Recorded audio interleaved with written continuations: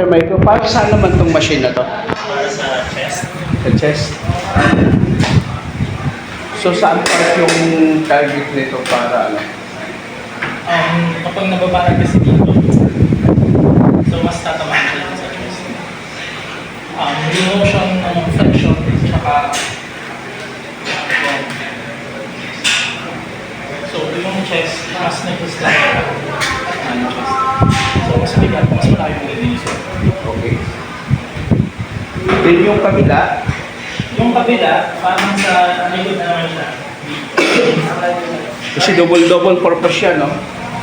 Double purpose siya. So,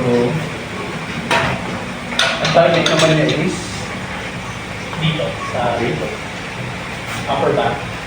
Kasi pag hinihila mo siya, tatama siya dito. okay.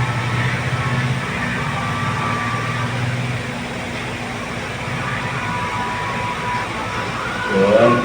So next ano tayo, next machine tayo.